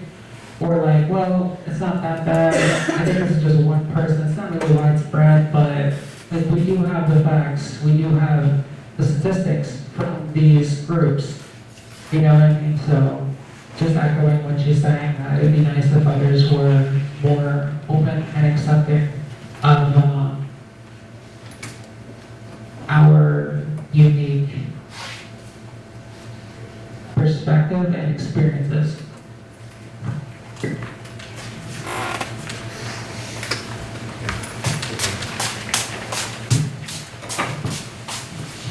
So, just to reiterate a little bit what some people here have said, I'm relatively new to the state. I moved here with my biracial husband, and he, over the winter, was doing work as an IT person in public schools.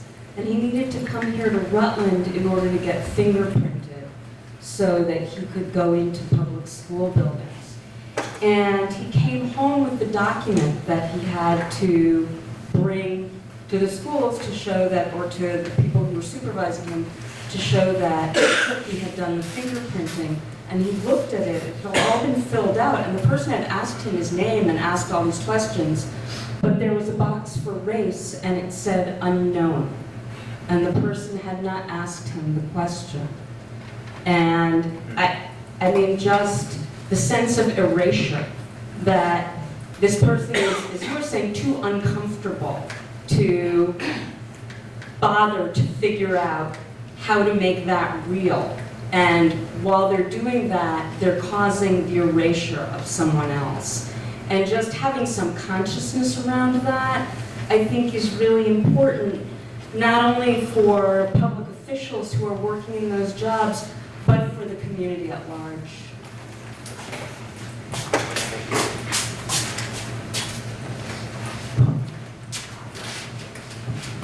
Let me get on my soapbox for a moment. So, Rutland's economic prosperity and economic growth is directly tied to its ability to attract consumers of color to this area.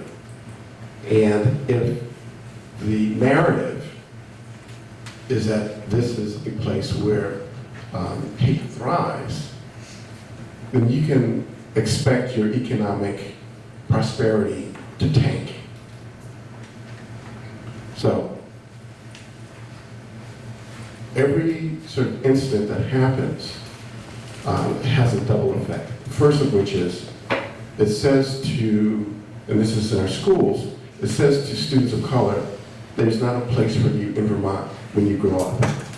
There's not a place for you in Rutland when you grow up. When we look at the demographics nationally, white people are shrinking in numbers. Since May of 2012, there are more kids of color born in the United States than white kids. Where do you expect your market to come from 5, 10, 15 years from now?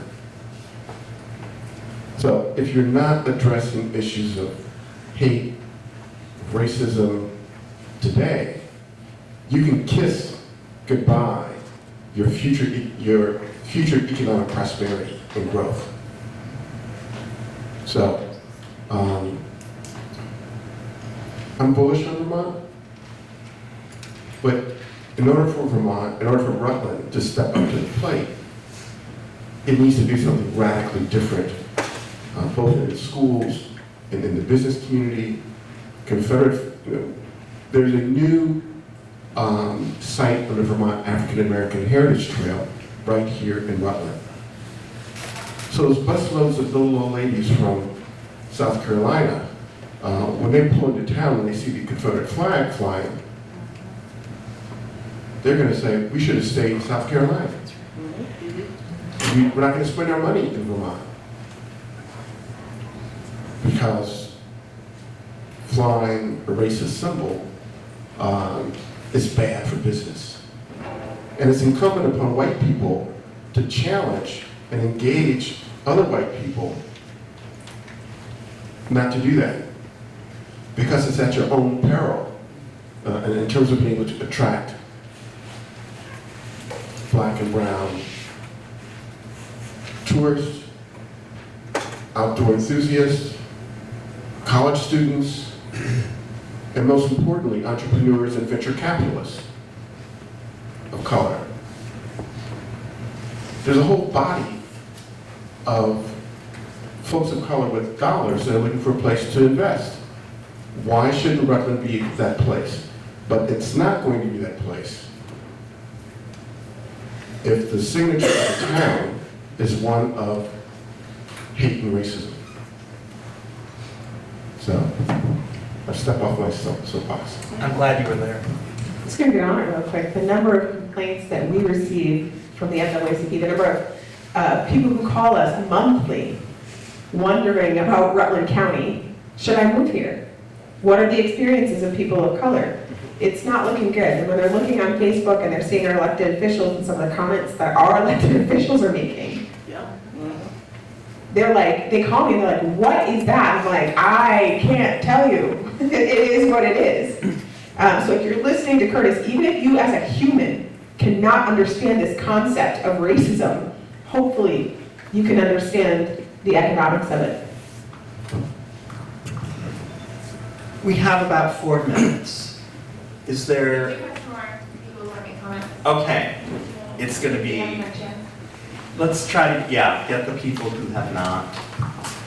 My name is Elise Hedlund. I am doing some research in terms of what was the precursor to Project Vision.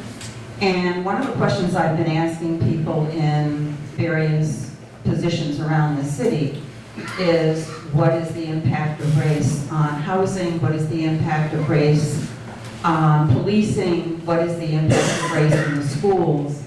And I would say probably 90% of the time, the answer I get is there is none. And I think that one of the biggest problems that we face in Rutland City is that people either don't understand the impact of race on and what's going on, or they are in such a state of denial that they don't even want to look at it. And when I talk to people who are in positions of authority and leadership in this community, and they tell me the race is not an issue. It's not an issue in the schools, it's not an issue in law enforcement, it's not an issue in housing. I'm really disturbed.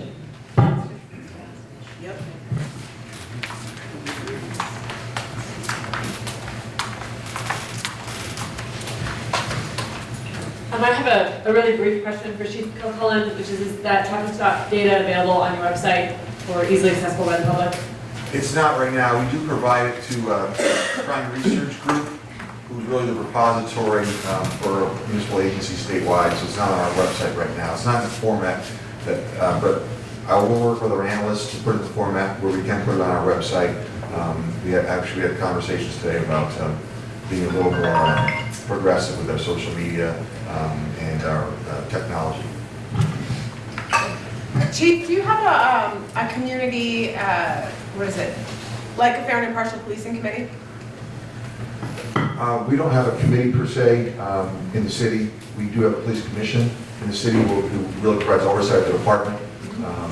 And so, but again, we don't have a separate fair and impartial policing committee. Is that something you would consider? Certainly. I'm like. Get on the record. Yeah, I mean, it could be something of the commission, certainly something to talk about.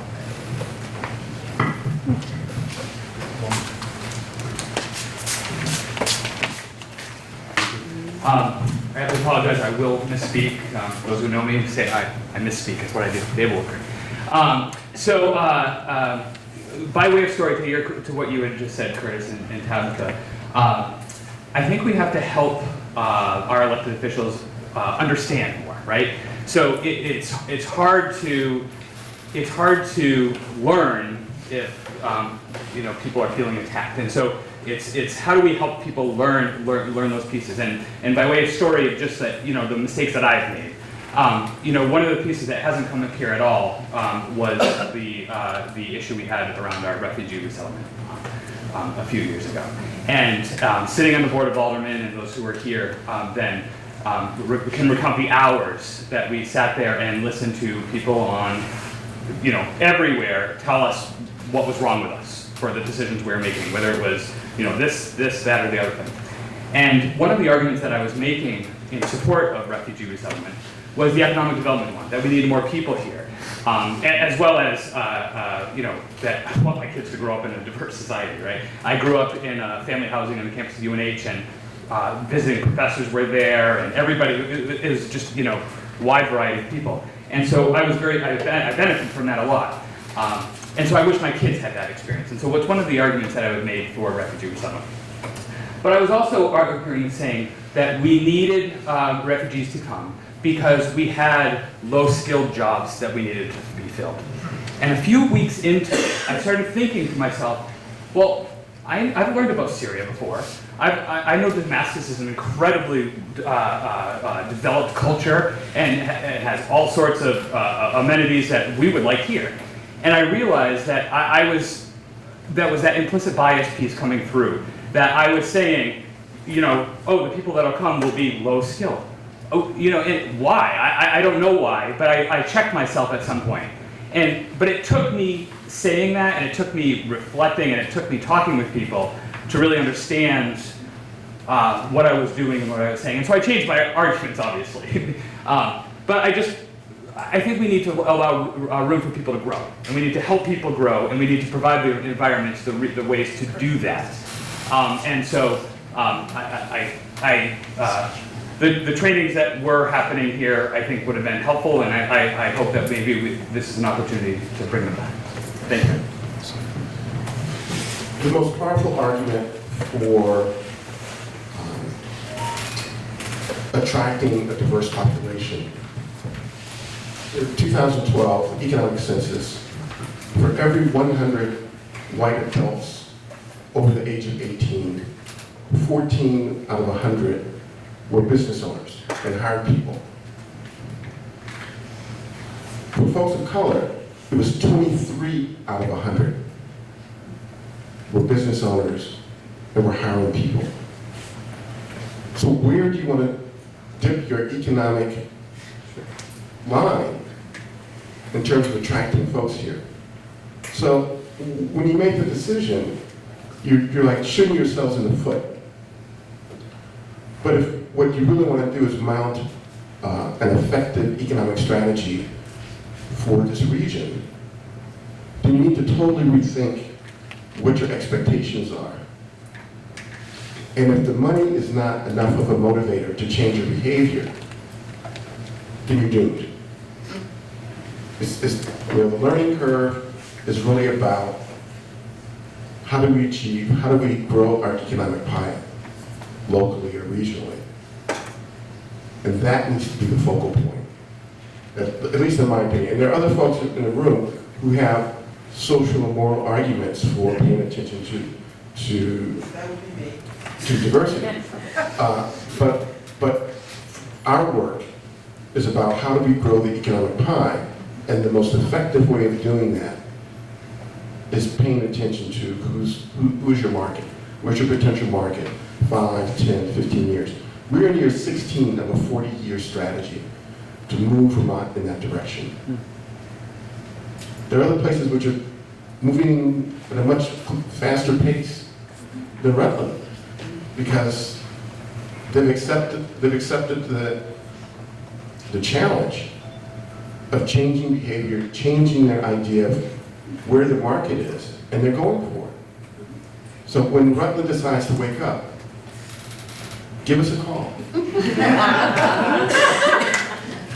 Curtis always has a shameless plug, I love it. And he's not wrong. For those of you who can't hear the moral, I see Sharon. Just quickly, the moral piece of that, I'm really glad that you talked about seeing and recognizing your implicit bias and how it plays a role. Because that is part of the path of what Curtis is talking about. I would also caution the white people in the room, if you're feeling inspired to go out and talk to your one black friend tomorrow and ask them all about their experiences, that's wonderful. And be ready for the fact that we have been dealing with this forever. You're not the first white person to ask us, you're not the first white person to touch our hair, you're not the first white person to wonder. We are tired. And so if you hear something in our voice that sounds like anger or attack, it just might be because we are constantly on the defensive. So please realize that if we're attacking, 9 times out of 10 it's probably not about you, unless you said something like off the chain, then it might be about you. But realize that we're coming to that with our own experiences. And to expect us to sit here and speak to you like this, when you're asking to rip out, essentially for us to rip out and bare our souls so that you may or may not pick it up and get it, you're going to find a response to that. So that is just my caution. Please be curious. Please do that work. And we are people coming to this with a lot of experience, and we might be angry. Sure. I just wanted to follow up on, and I appreciate all of what you said, Tabitha, and you, Curtis, certainly about the economy, and to follow up on what Chris was talking about having to educate people so that they understand. Boryang has a wonderful presentation on implicit bias, and I would recommend to the mayor and the board of aldermen that that training be taken. And if the legislators are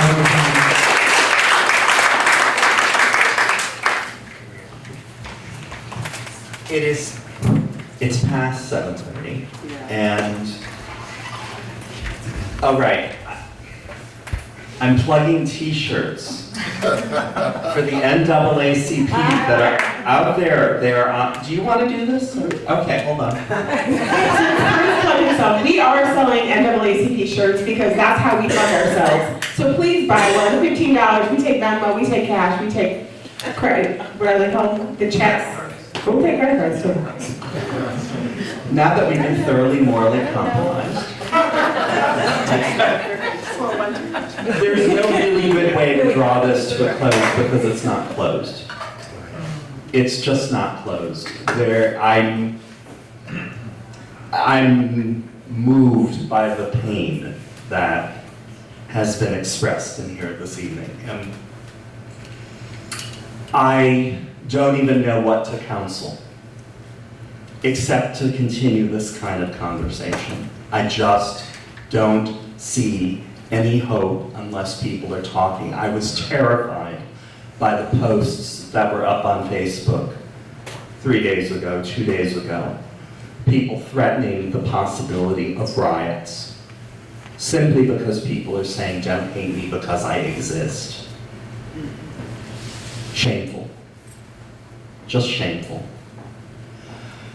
Exploit the resources that are in this room. Talk to Boryang and the Human Rights Commission. As you found out this evening, it's being expanded. The legislature is making efforts. Is it perfect? No. Is it all that we need? No. But it's starting. And we have to take advantage of the resources that exist now.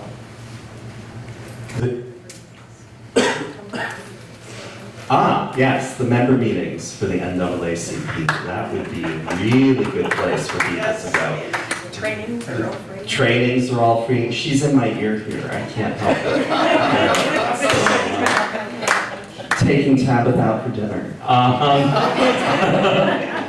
But I really want to thank you all for coming. I can assure you, I watch Julio over there taking notes actively. This has been happening at all the 4 that have happened so far. There's been a lot, I get a lot of notes back from community members after these, and there's been a lot of a sense of, oh, it's just another show. Maybe. I don't think so.